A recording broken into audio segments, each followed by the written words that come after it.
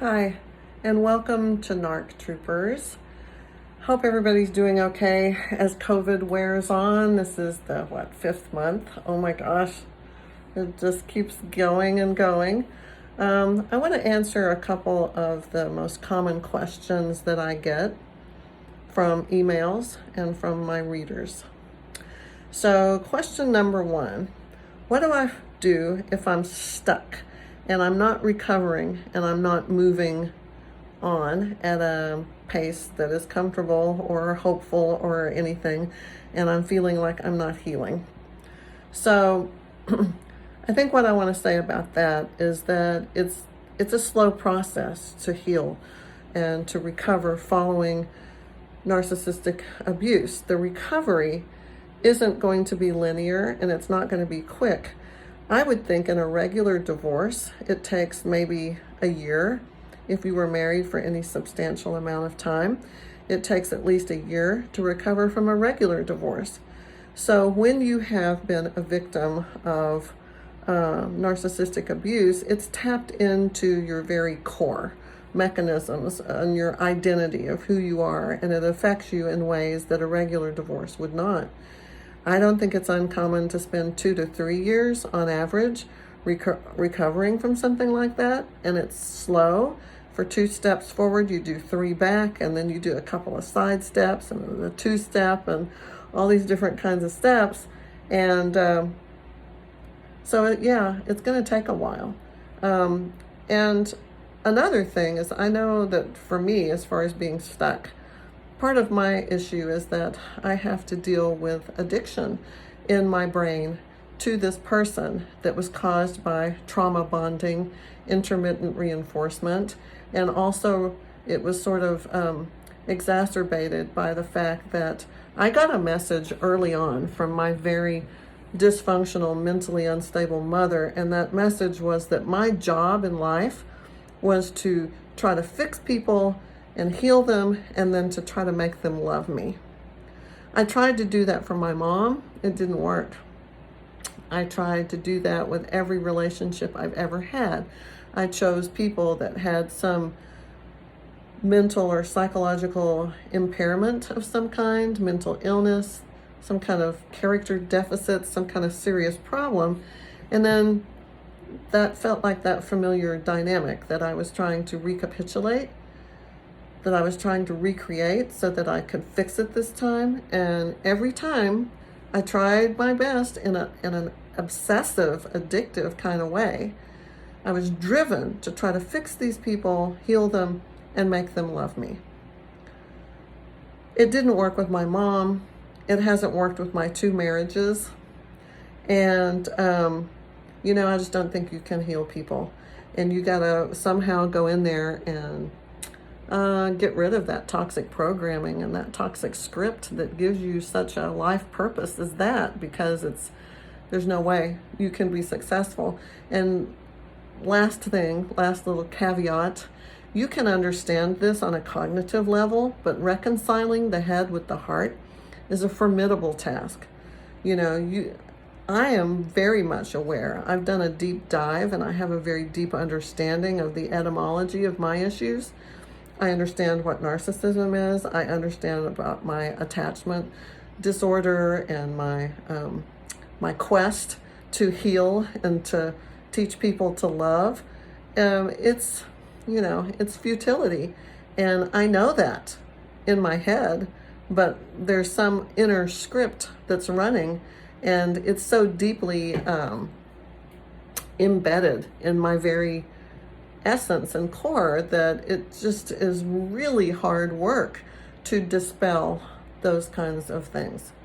So if you're feeling stuck, just be patient, because it's going to take a while, and you're not going to be okay in 6 months or 12. Probably it's probably going to take a little bit longer, because there's so much work to do, so much healing, so much to learn, so much to fix, and so many habits to create and things to build and all of that. So it's going to be a little while.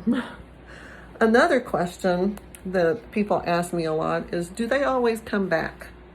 Do people with narcissistic personality disorder, do people who are Sociopaths and psychopaths and narcissists, do they always come back?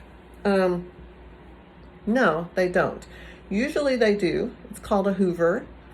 And for many reasons, for the control, for their perception that you're an object, like an appliance that belongs to them.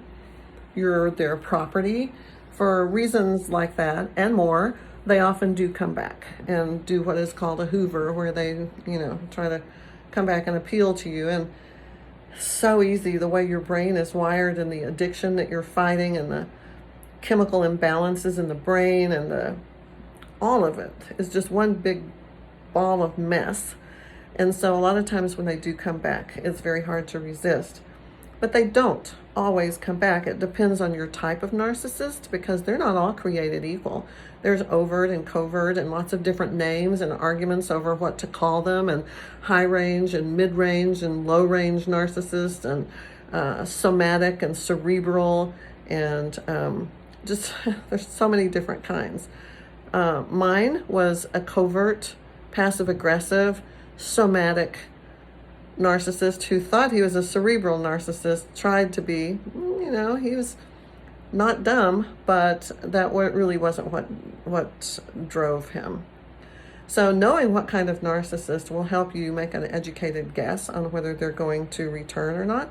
But the bigger question is, and let me say this, if you humiliate them, if you unmask them and show them that you know what they are, and that you know that they're not regular functioning human beings that are capable of empathy and compassion and love and normal people feelings, and that they're just mirroring you and gaslighting you and doing that word salad stuff and all of that. There's a whole vocabulary that comes with this illness.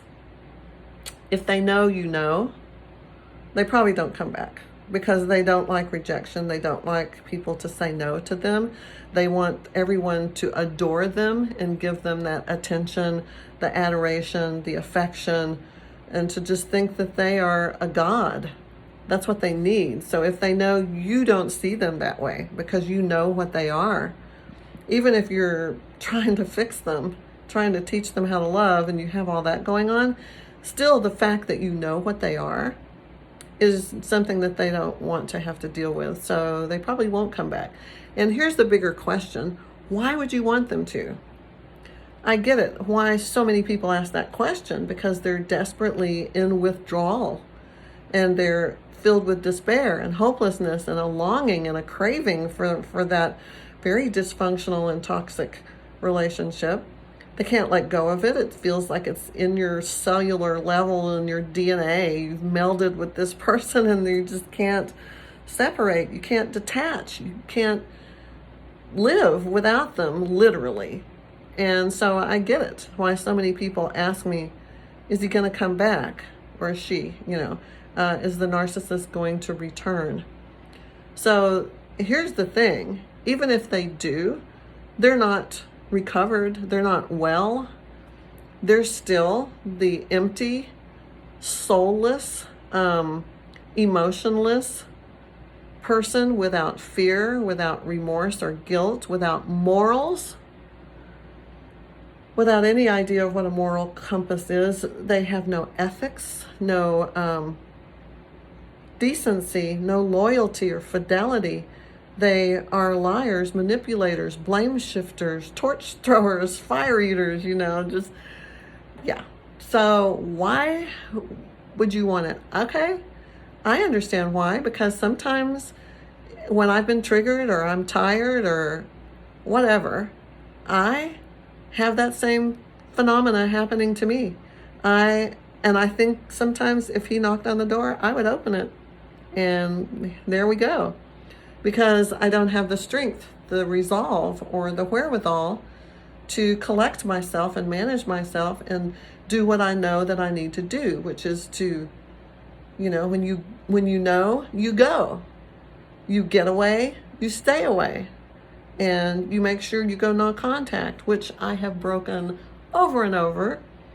I text him, I email him, Thank God I haven't talked to him, because hearing his voice, my God, I don't think I can handle it. But yeah, I break no contact all the time. Why? Because I I'm I'm on a quest to fix, to heal, and to make people love me, to teach people how to love who are incapable. That's my mission with my mom, with my first marriage, with this recent one, with everyone I've ever known. That's what I am called to do. That is my life's purpose. I always lose. Always. There is no winning that, because you can't fix someone. So when people ask me, are they going to come back? Well, probably, more than likely, depending on what kind they are, and depending on how much you know and how much you told them that you know. But if they do, it's like the worst thing you can do, because they're not going to be better. They're not going to suddenly know how to love you. They're not going to suddenly grow a set of morals or ethics. They're not going to be real people. Why would you want that? I know I shouldn't be asking this question, because I have the same problem. I get it, guys. It's almost irresistible to feel connected to this person. You feel like you're like one person, the two of you together, and that you can't breathe if they're not there to breathe with you, or just, crazy, no healthy boundaries kind of assimilation and attachment that's not healthy. Don't do it. Don't do it. And I hope to God, I don't think mine's coming back, because he knows what I know. He knows what I do. I don't think he listens to my podcast or reads my articles or visits my website or watches this YouTube vlog. But he knows I know. And knowing that, I don't think he'll be back. And even though that causes me great grief and despair and hopelessness, it's also the best thing. And, I practice gratitude every day.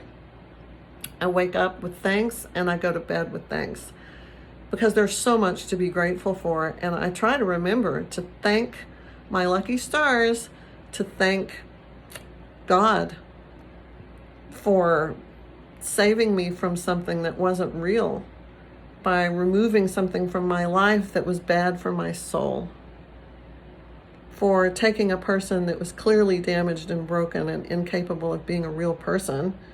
By most definitions, if you're not capable of these feelings that make you human, then you're just a shell. You're just empty. You're a hollow man or woman. So I try to be grateful about that, because it's a blessing, even though it doesn't feel like it. It is.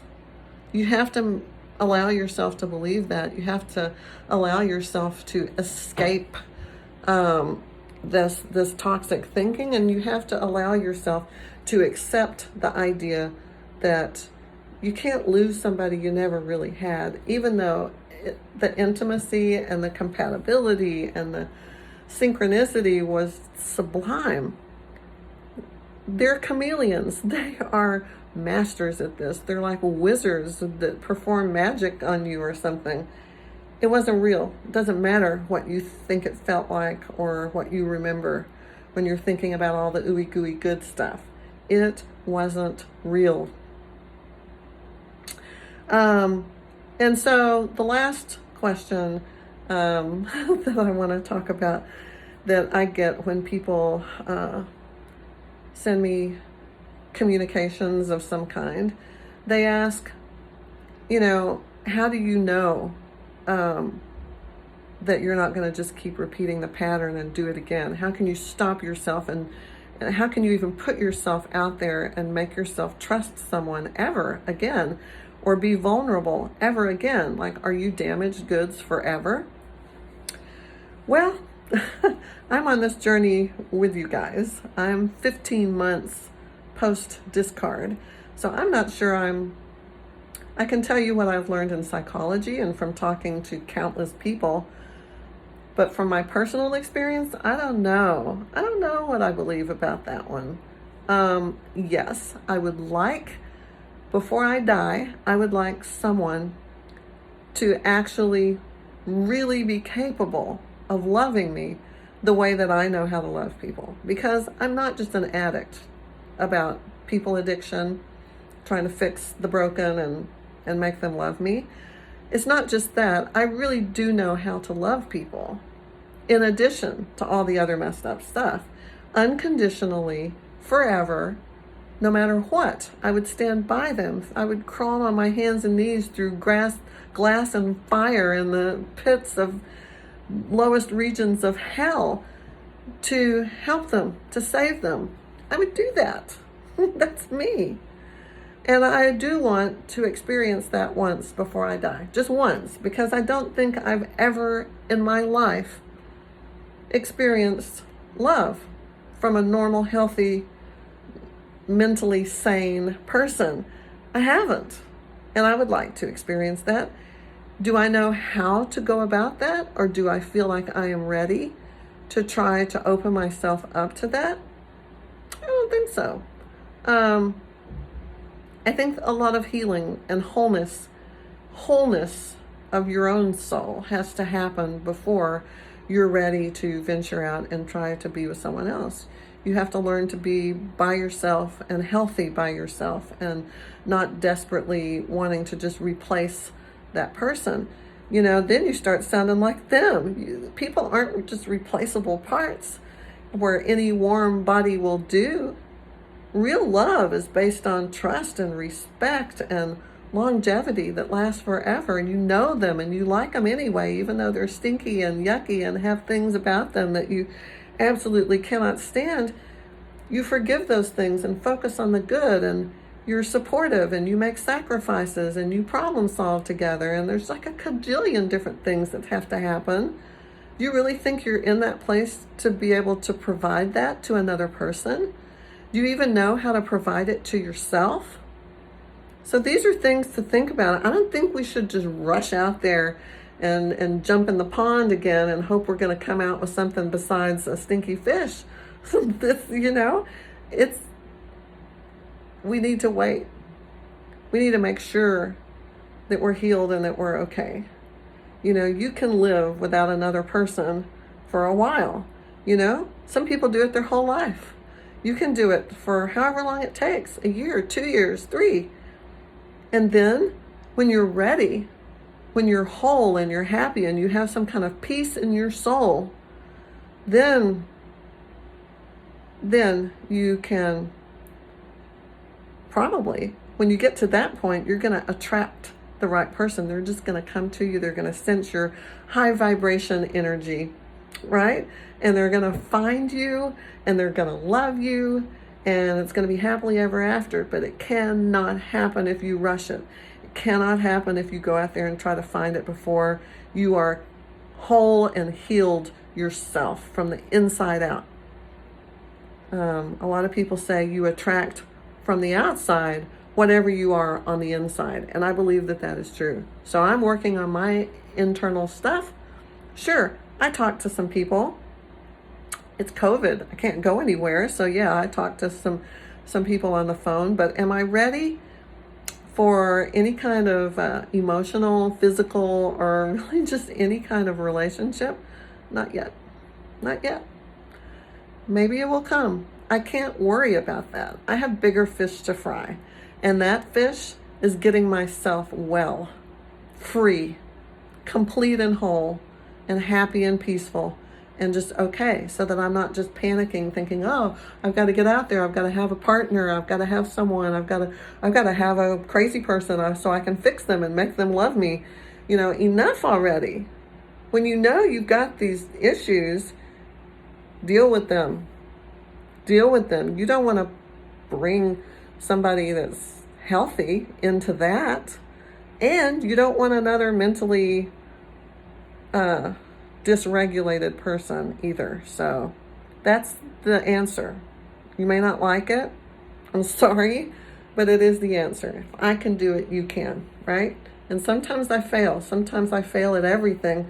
And some days are worse than others. But I think we can get through this. So anyway, those are the top 3 questions that people ask me when they contact me.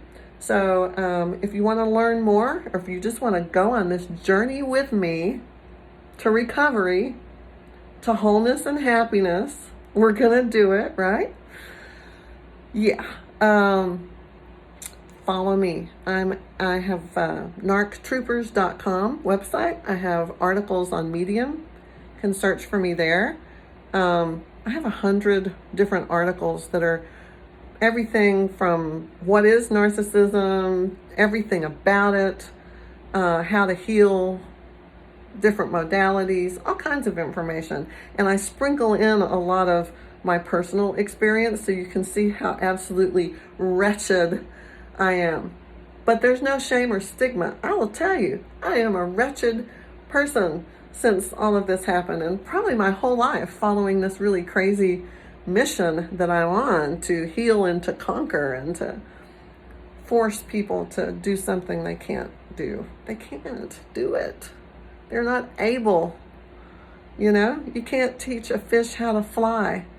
I just made that up on the fly just now. I know that there's some other saying like that, like you can't give a cat wings, or okay, you know where I'm going with this.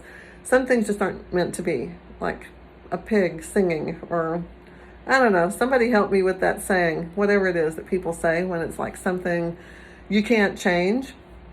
Let's just accept that and let's move on and try to get ourselves well, okay? And we're going to get through COVID and just emerge from that like a beautiful butterfly coming out of a cocoon. Yeah.